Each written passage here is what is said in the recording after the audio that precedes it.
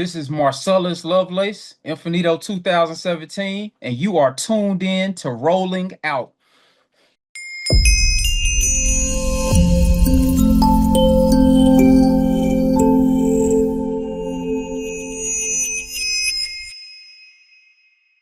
Hey, Rolling Out family, welcome back to Art and Culture. I'm your host, Eddie Precise Lamar. Today's conversation lives at the intersection of visual storytelling, cultural legacy, and creative vision.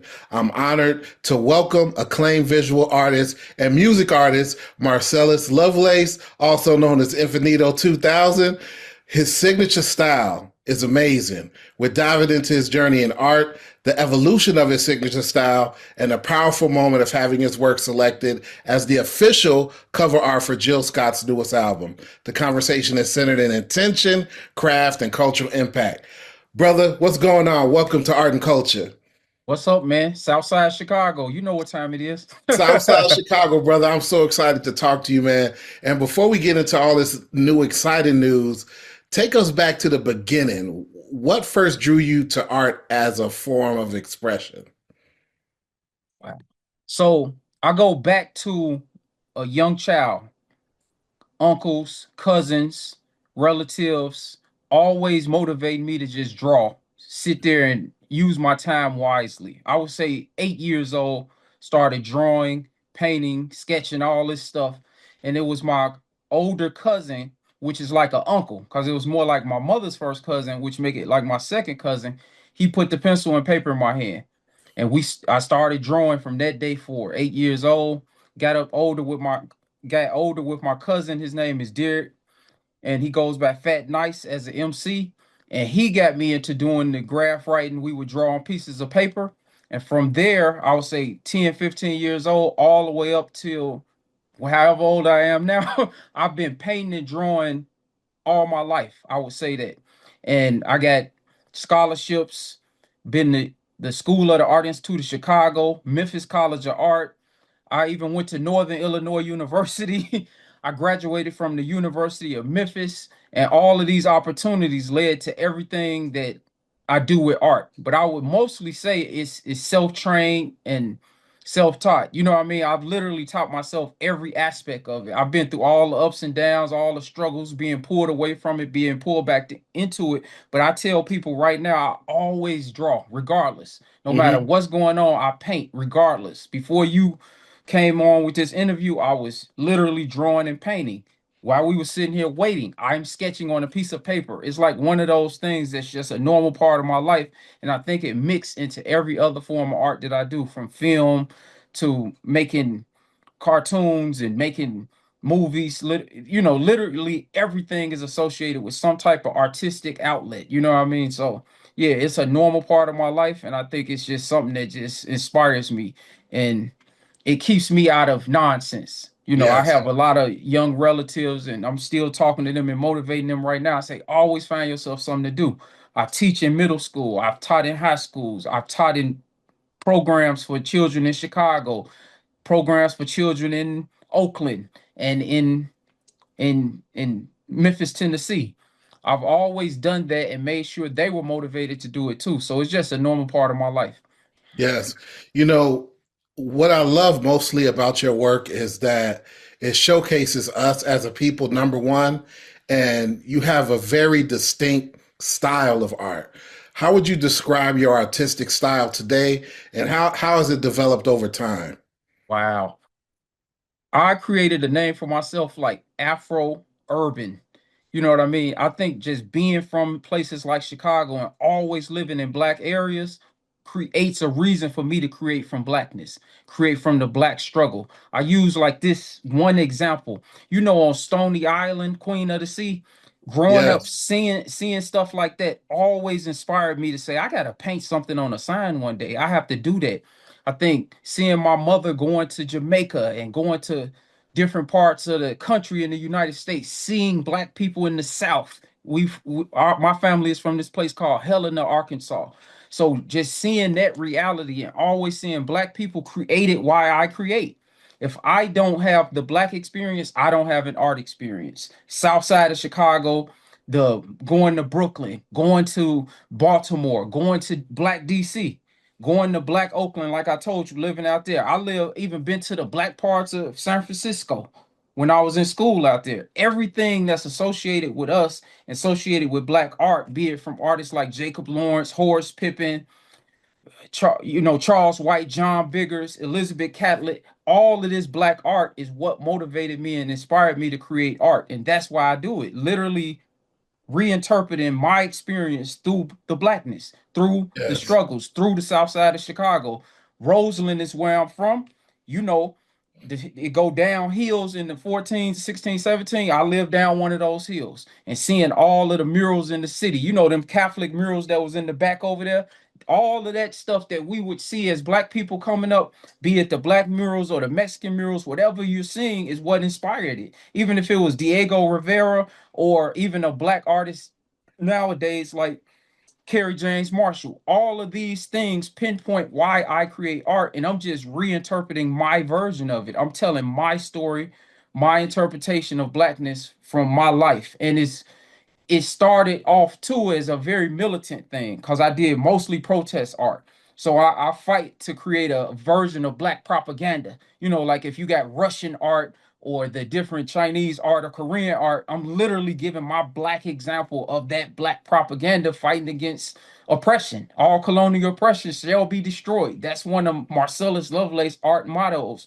So I always want to paint from that narrative, and no matter what I'm creating, like you said, from the album cover piece that I did that you want to speak about, that's where it's the interpretation from. Because I think we live in this struggle that we should resist and we should revolt against all forms of oppression as a group of people.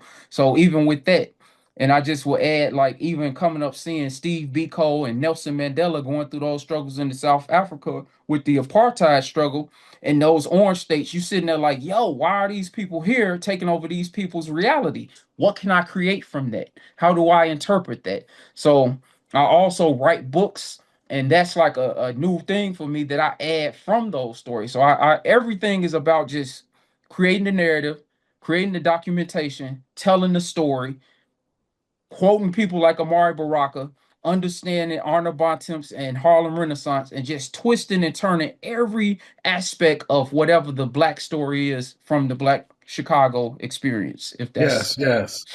Thank you for that. And I want to stay here for a second because you've touched on it multiple times. Explain to me why it's important to share this black experience and this black story the way that you do. because if I don't do it, then it's not done. All of us have we should somewhere in us should be driven to make sure that we're not leaving ourselves out of history. Most of the beginning and end, like when let's say nowadays, I'm teaching a child about telling their story or documenting their part of history. I'll be like, well, you wrote this paper right now in fourth grade. Carry that over to when you're 9 and 10. So somebody down the line can see your narrative. Most of the greatest people I know, we learned because we looked at them when we were little. We Hmm. know about black history through learning from the stories that we hear about Roselle Parks and Martin Luther King or Malcolm X. I think if black people don't study Money, Mississippi and what happened to Emmett Till and Mammy Till, this Chicago story, we don't have that thought today. So I literally create art.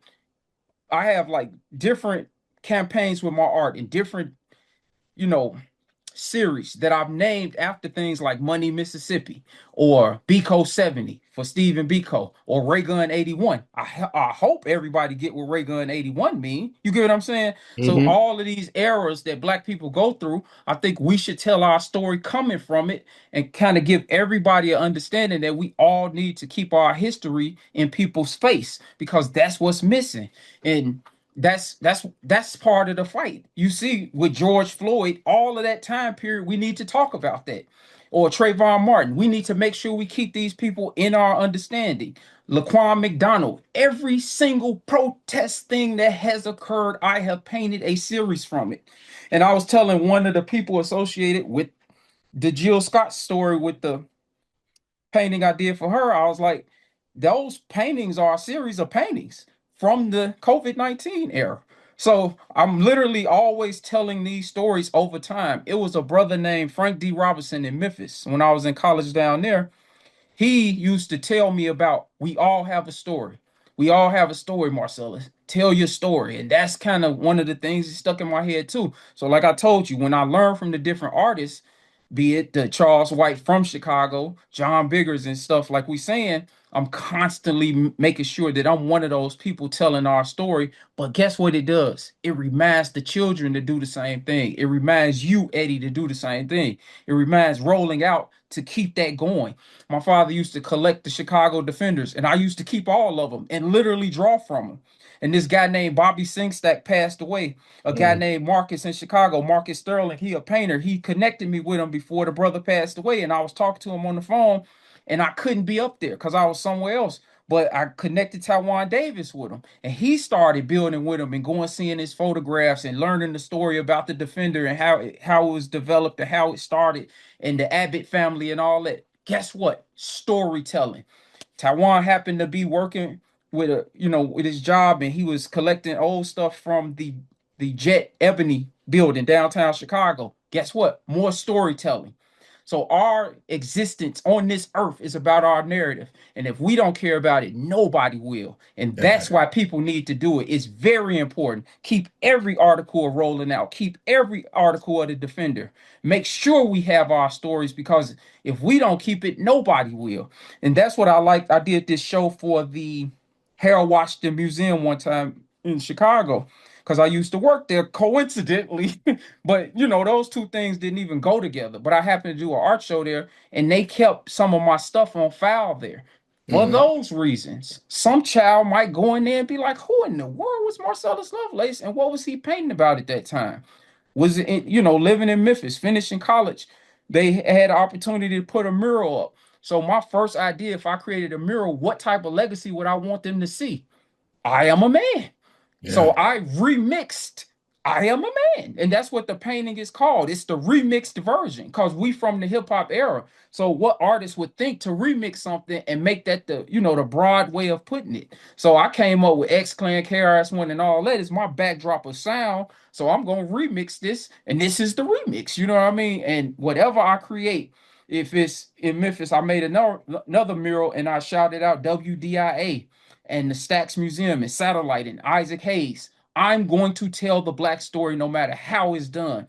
One of my classes I taught at a prison in Arizona. Coincidentally, I was talking about Record Row in Chicago Hmm.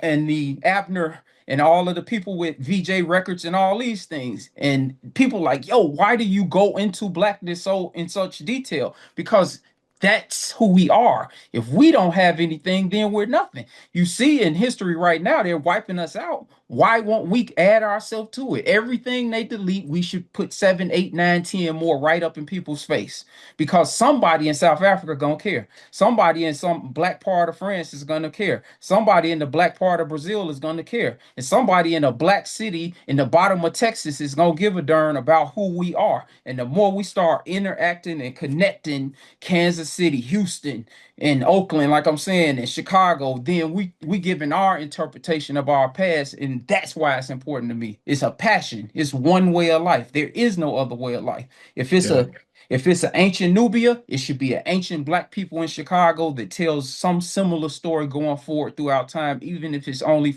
100 more years from now. You know what I mean? Because Yes. Yes. I it's love that that. deep. Yep. Yeah, Yep. I love that so much. And you touched on this a few times. You dropped this name, this golden name, Jill Scott. Yep. So I'm online, and I see first of all that Jill Scott is dropping a new album, and then I get an email with the artwork, and I'm like, wait a minute, this looks familiar. Then I look closer, and it's you, my brother. You did the artwork, and it's beautiful. What Thank did you. it mean to you personally and professionally to have your artwork selected for Jill Scott's new album? And the name of the album is To Whom It May Concern. Dude, you know how like me and you go back to radio stations and building in regular black circles. It was all of that. Everything came full circle because I was like, yo, I was chosen only because of how I create, only because of what I'm telling you about how I tell stories. And it was her coming to me. It was not a company coming to me or people asking me to do something. It was literally a genuine connection between her and other individuals in Philadelphia who relate to my art. I said, that's the only reason I really want to do this. And I was, I'm still at a loss for words. I don't know what to say or think. I'm totally touched and inspired and highly respectful for that to even occur. I think individuals like that, to pick a person like me. I mean, I'm a protest artist. I'm gonna make black militant art. You know what I mean? I'm gonna make art Hmm. that's outstanding, that's telling a deeper story and message. Everybody don't need that on them. I Right. For them to pick me is sincere. It's genuine. It's like it's no way to twist that away from the person because that's who I am. I'm old enough now to be old enough to have a concrete foundation. So I'm who I am. It doesn't go away. So I'm just I'm elated.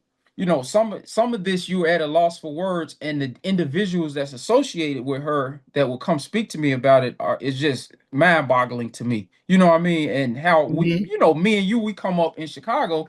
A lot of times we don't get to see certain things. Chicago is still, just a regular down home blues, down home town sort of. You know what I mean? It's literally like a laid back place. So when other people from other backgrounds come to us, we feel welcome. Like, yo, man, they want us. So I always used to go to Philadelphia because I had a family member going to school out there, and I would go there every year. And just to know that they're similar to us, and then for her to come back around to me almost 5 or 10 years later after that family member don't even live there no more, it's crazy. It's So wait a dude, minute. So tell me, did you get a phone call? Like, it was a how did it phone come call. together? It I'm gonna be honest, I don't like to say too much, but I really respect her so much. She literally reached out to me on the internet as sincere as you could do something, and she just loved it. She loved the concept in which I create art. And you know what it reminded me of? Like, I got a full scholarship to go to college one time. Now, people be like, oh, yo, if you're a self-taught artist and you create stuff yourself, you don't need that. I'm like, yeah, but we all can pick up some skills. And that's the greatest thing I got from school. It wasn't about them teaching me how to do art, it was about me picking up skills. That's how I looked at working with her. I'm Mm, picking up skills. I'm picking up a new knowledge. I'm picking up a new foundation, a new connection. And yeah, it was just it's refreshing, and it brings a new life to what I create. Because what I was gonna create was already there. I'm gonna tell mhm. you something. The last person I worked with, I would say on that level, was Wise Intelligent. And he asked me to do a cover for him, but it was through the NFTs. So I think I did like 16 NFTs for him. And I was working with the children in that program that I told you in the juvenile detention in the prison. And I just traded some work with him for that work. You know what I mean? Just literally what his work was with that. And that was how we bartered that. But right before that, it was Diamond D asked me to do something. So Wow. it's just, to me, it's the buildup of those type of individuals that people like me and you respect. And then they coming to me like me and you come to each other. Dude, we come to each other with a fist bump. What's up, man? Pound, respect. And that's how they came. And that's what I want everybody to know. Be yourself, and people that's gonna be themselves gonna come to you. That's what my Uncle Ronnie say. Be yourself. And that's what I've been all my life. Be myself. And that is how it happened. It's nothing fraudulent about it. Yeah. And that I have to appreciate because that's who I am. Every Hmm. little crew I run with rapping, every crew I run with doing art, every crew I've run with making a film, that's who I am. Nobody could say, oh, he's any different. So when you came to me asking, it was the same difference. Yeah. When I go do anything, it's the same difference. And that's how it happened. It's just pure. And I Yeah. think because I'm pure, the pureness come back. You The, know, the oh yeah, definitely. I appreciate that. And you know, Jill Scott's work, it carries a deep cultural weight, just as your pieces do. yeah. How did her artistry influence what you were going to provide to her with regards to your art? When I first, had to come up with ideas and stuff like that, because she literally was picking work that I did. So I had to kind of upgrade it and paint around it. But other work I did, I just went back and listened to Let's Take a Long Walk Around the Park. I took her songs and I was like thinking, like, how do I get there? And I spoke to her, and we spoke about when I first saw her perform. I saw her at the Metro. It was with the Roots. and she was performing that song that they had got the Grammy for. You know what I mean? And she was telling me the story about that song, and she told me, and we was talking about it was a cigarette campaign, and she was not for cigarettes. I was not for cigarettes. And that I said that was good because now we got this weird connection. We only saw each other so many years ago in this place. And everything that she told me about the album, everything she told me about what to do, it just tied into how I was going to create things. I think I would love to see them release some of the other versions of art that I created because it was so much art. It was like I was working like I was part of a creative team with a record label back in the day. Hmm. Imagine me and you on Def Jam, and then they asking us to do all this stuff. And let's say me and you worked for like the Run DMC or something. They was on another label, but let's say it was LL Cool J. But let's say, and we had to do some creative stuff, and you was marketing and I was creating art. That's how it felt, and Hmm. that's how it feels.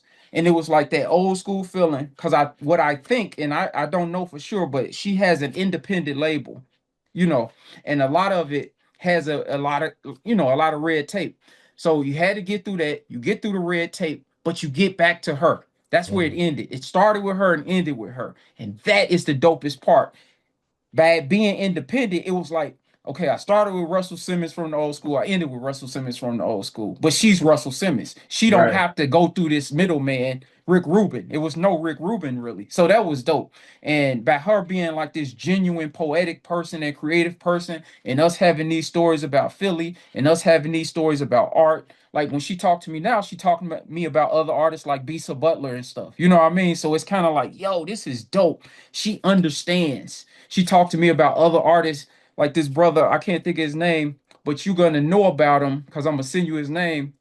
And he did a mural for her at her school that she went to. Look that Hmm. school up, look that mural up, and stuff like that. So when you start bringing people back into the fold for the art, it kind of makes it like, yo, she look at me like that, and that's what she kind of inspires me to bring out to give back to her.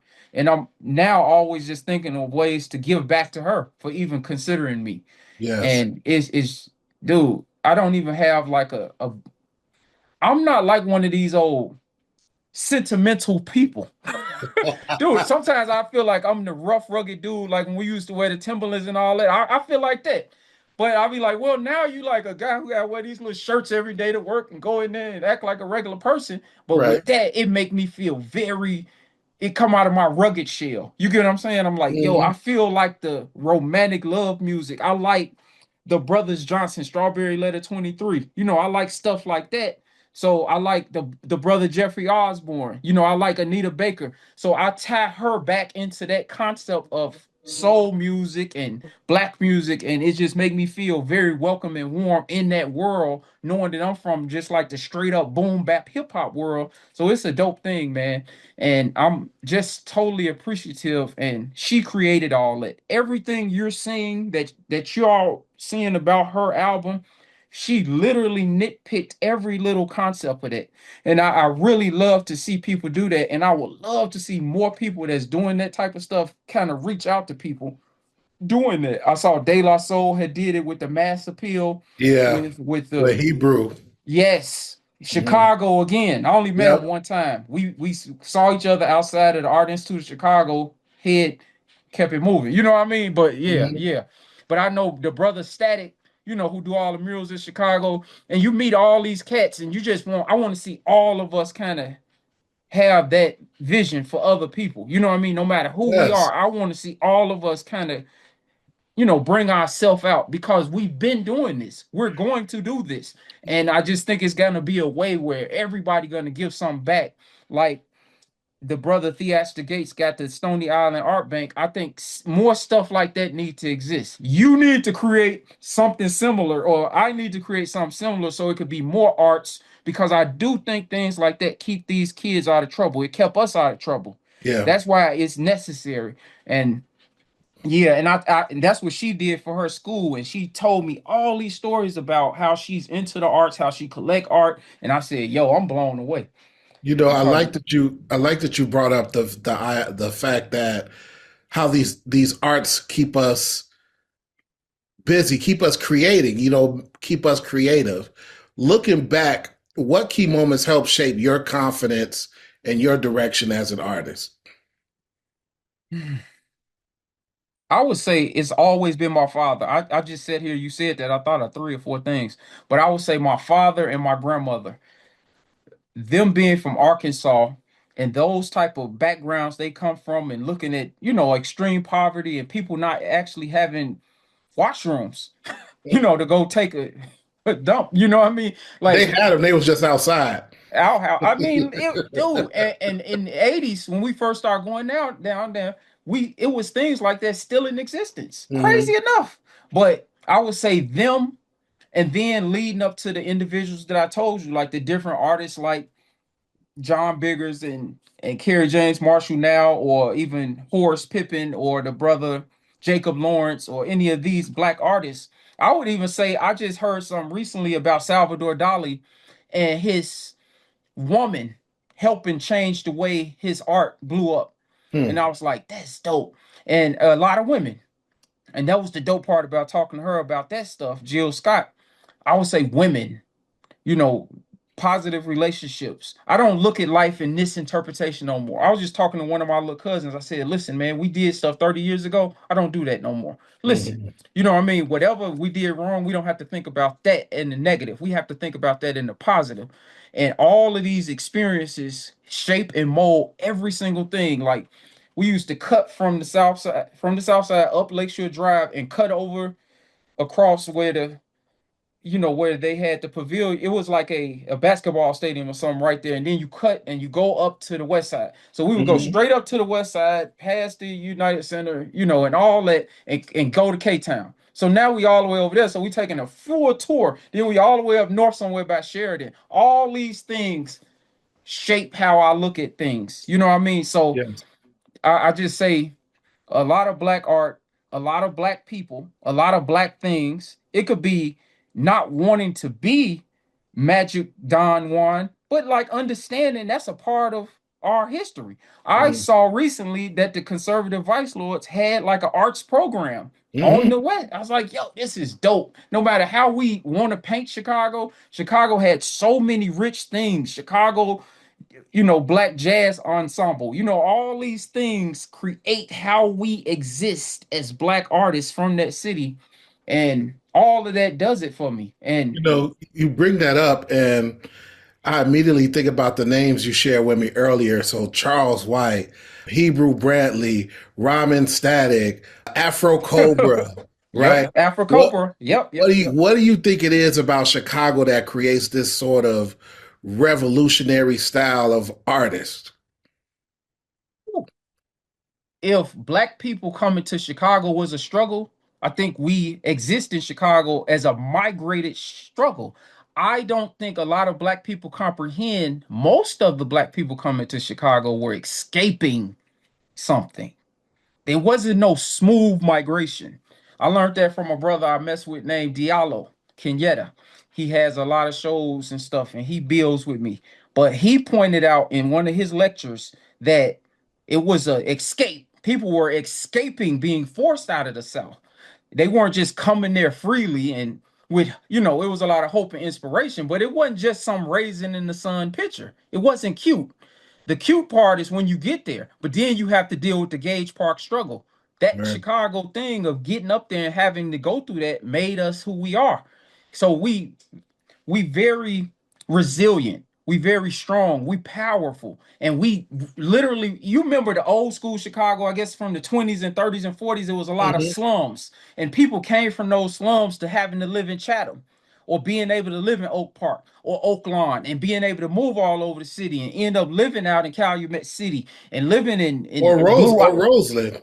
But I'm just saying, before we Yeah. had to, cause I'm from Roseland, so we literally came from the west side. My Yeah. grandmama them from the Henry Hornets, from the west side to they were there when the Chicago Stadium was there. My grandmother said they used to go to the stadium and it was cheap, like 50 cent cheap. You get what I'm saying? So some of our greatest adventures was going back from the Roseland to the Chicago Stadium and seeing the Ringling Brothers and Barnum and Bailey circus in that period of time. So just having all of that well-rounded history and being coming through the struggle of Chicago is what helps us, you know, kind of give back to that era too. So I Yeah. would say that.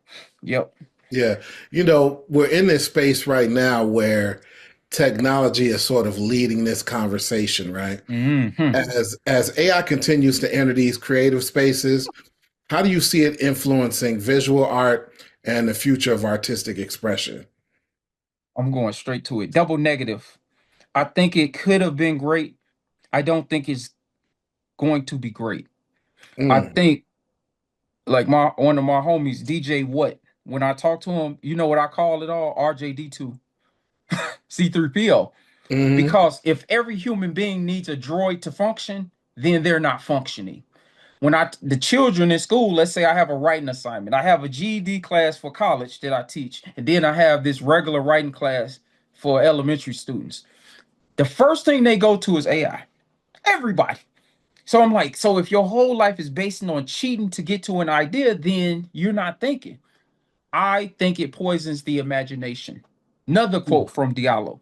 Black people need to use their imaginations. What happened to our imagination? What happens to being thoughtful? What happens to being intelligent? So, as well as we're programming RJD2 and C3PO, we need to make sure we're keeping our minds and our imaginative minds in order. That's the greatest thing I like about art. Dude, remember I told you I write a book. Some of my greatest books to me that I wrote is giving an example of what I did. I kind of learned that from John Coltrane. You get what I'm saying? I'm like, let me give an example of how I think.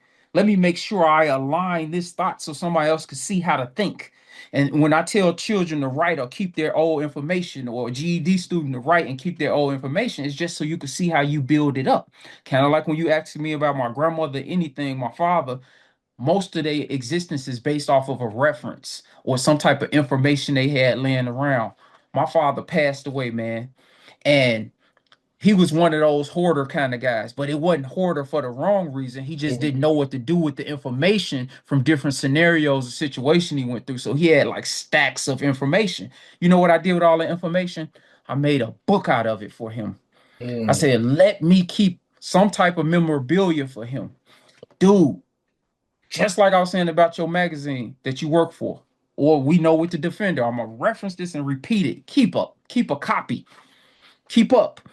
Stop falling back. We are important, and if we don't think we're important, nothing else will. And AI, to me, things like that can distort it. We have to keep the reference 50-50. You get what I'm saying? We have to have our physical version or our logical version or something to supply documentation going along with that information. Because the internet gives a version or interpretation of us that may not be absolute. So we got to make sure we keep the absolute version. So I would say on some 50-50 stuff, you know what I mean? Or Definitely. 12.5, 12.5. We really got to balance out how we use AI. It could be a very good informative tool. I've literally seen great things come from it, but it could be a very dangerous tool because humans are losing their own reference point and their ability to think and use their imagination. I think that's very dangerous, dude. So we got to be reminded that we supposed to think. And even where I was at school at in Memphis, at the University of Memphis, they said they're building these data centers around the city. And I was seeing in different cities in Mississippi and Atlanta, everywhere, all these data centers are poisoning the atmosphere. You know what I mean? Taking away some of the moisture in the Yeah. water and just doing all these awkward things that black human beings can't comprehend. Like I had these whole art series about Argyle Gardens, and me and you both know that garbage dump was right there. And we both know that Lake Calumet, when you was coming back from through the 115th, 17th, where I'm from, you smelling garbage and waste. And you know, if you pass under there with that place where people used to get them shrimp from, when you turn hmm around that little bend, all that sewage was right over there before you get to my block down there in the hundreds. Dude, be mindful of what we do to destroy ourselves while we're trying to build ourselves up. Yes, yes, yes. And shout out to your dad. He was an archivist, right? Dude, Right. yeah, dude, dude. I wish I could show you the book. If I could walk over there and show you right now, I would go get it if you want me to. Dude, it's Yeah. pretty amazing because it got stories of like who was the Nixon. He had to write Nixon. And he had to write Jane Byrne. You know what I mean? He literally had to write people for different things because of different scenarios in different parts of his life. And he was a military guy. He was a recruiter. So he had different stories of what he had to do during those periods of time. And my brother wanted to throw some of the stuff away, before we took, I think I was heading out by Flossmoor and Homewood to get to Hmm. one of the places to shred things. And I said, dude, before I drive all the way back over here, because we coming from Hmm. where he stayed by Summit at that point. So I'm just traveling with stuff back over to I was staying over with my auntie house all the way over there by Homewood, and I would have to go take it to the shredder over there. I said, don't take it all over there, man. Take some of it and keep it and see what you can kind of compile and make out of it as an archivist or a a Yeah. real life documentarian, as Yeah. Talib Kweli say. The reason I have to quote right is because you don't want to misinterpret people. You know what I mean? But Right. we have to be real life documentarians. And I try to get children when they're studying things, back to your AI point, is to quote right. You want to cite things and make sure you give people their proper credit because they all deserve it and need it. So even when we get to a part of this, if I gotta shout somebody out, I'm gonna make sure I'm shouting them out clear as day because they deserve that, like you deserve it and I deserve it. Jill Scott deserve it. You get what I'm saying? We all deserve the proper respect. And that's what I do like about the album too, is that she giving everybody a shout out that's associated with the album. Cause some of the first stuff, I can say it now. When she let me see it and I saw Too Short on there, I was like, yo, this gonna be bananas. She got Too Short on a like a soulful R&B type of vibe. This crazy, yo. I didn't know what I was getting into, but to see all the individuals involved and then how all of us are kind of similar in the sense of how we could interact. Like, dude, I wish it was a way like us in Chicago where we could get together and just build, like Yeah. what Kingdom Rock was doing with the museum. I wish we could like create stuff like that. I'm throwing it in the atmosphere. Cause he did ask me to come up there, but it's hard for me to travel sometimes. But dude, Yeah. once I get certain time together, man, I just want to be up there helping to give back to that community that made me. You know what I Yes. mean? All of these black places made me, but I'm from Chicago. You know what I mean? And I have to give something to make sure people know, like, yo, this black dude from Chicago is really about the city like that. You know what I mean? Yeah. Like the mayor doing, he do the best he can with what he got, but he try to stand up for the people in Chicago. And us black people, we need a voice. Our only black voice a lot of years in Chicago in the political world was the brother Harold Washington Yep. or somebody like Bobby Rush or Or somebody Jesse like that. Jackson. Right. Mhm. That's it. But we need all of our top people and all of us to I really see Chicago becoming one of those black melting pots again. Back in my father's era, like we were saying in the record roll era, I Yes. really see that culminating again. Cause we're like that. We Yeah. can't even help it. Some people be snobbish, some people be this, but at the end of the day, we just be black. We just be soulful. We be proud. You know what I mean? Like when I saw Common and Pete Rock working together, I said, see, you got that New York thing and that Chicago thing coming back together again. You know what I mean? It's like, dude, man, we real. I like that. I like I that. totally. I love it. I Yep, love it. yep, yep. So let's shift gears here. So this is our rapid fire segment, right? Oh Lord, here we So go. so in the rapid fire segment, I'll ask you a question and then just give me a quick answer that comes to mind. And if you could do me a favor, just repeat the question as much as you remember. All Okay. right. So first one, early morning creativity or late night studio sessions? Early morning creativity or late night studio sessions. Wow. Late night studio sessions. Okay, okay. All right, next question. One artist who consistently inspires you. Not vain, myself. Okay, okay. All right. Your go-to medium right now. Old paper. Okay. The longest stretch you've spent locked into one piece.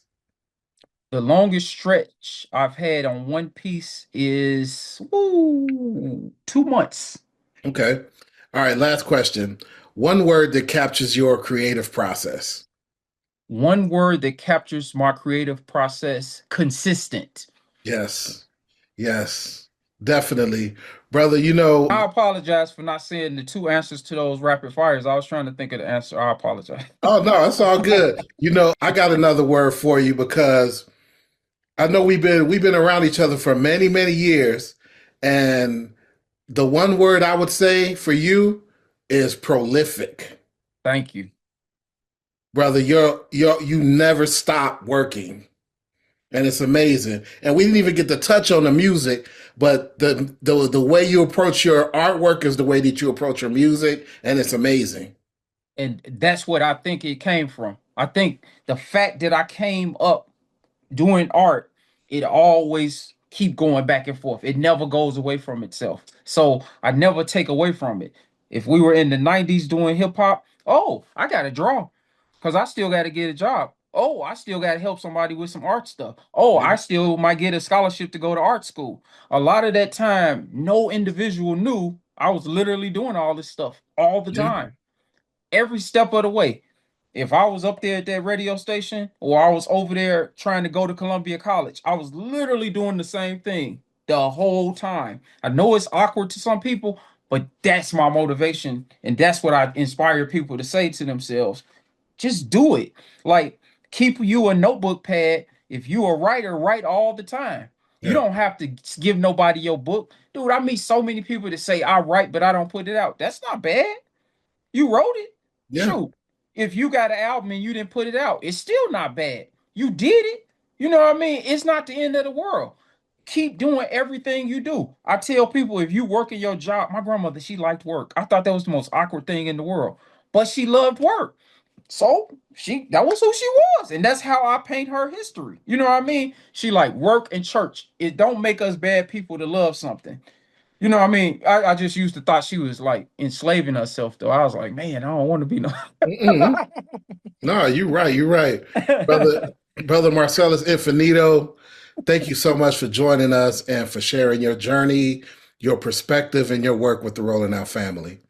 Thank you, rolling out. I greatly appreciate it. And I apologize, like I said, for not saying those two questions, but I was trying to think of the answer. So that's my bad. Worries, no worries. Rolling Yeah. Out family, make sure you tap in with Marcellus Lovelace's artwork and take the time to experience Jill Scott's new album and its visuals.